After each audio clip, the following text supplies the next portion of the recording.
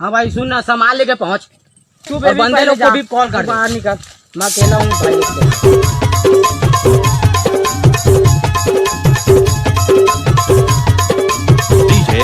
बल्लू धुर्वे चौगान टोला वाले।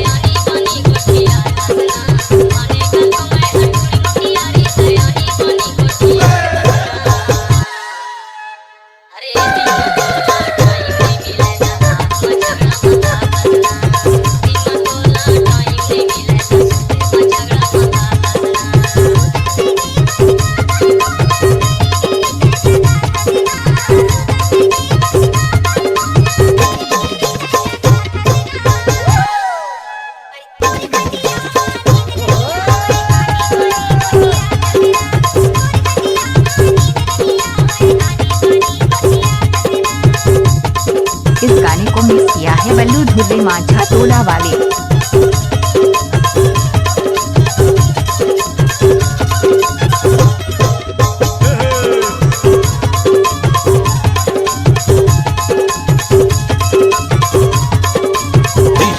बल्लू धुर्वे जलदा वाले।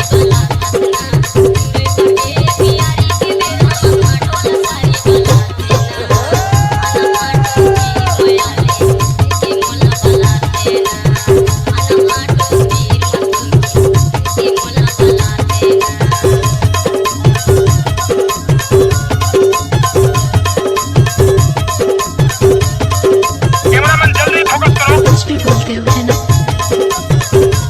दर्शक जितने भी हैं कैमरामैन के सामने रहो।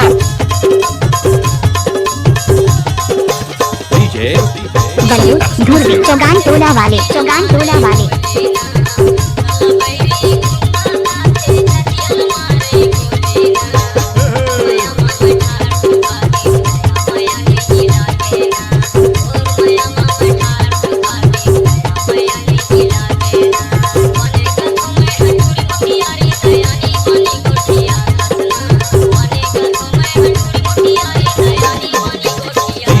बल्लू धुर्वे जलदा वाले।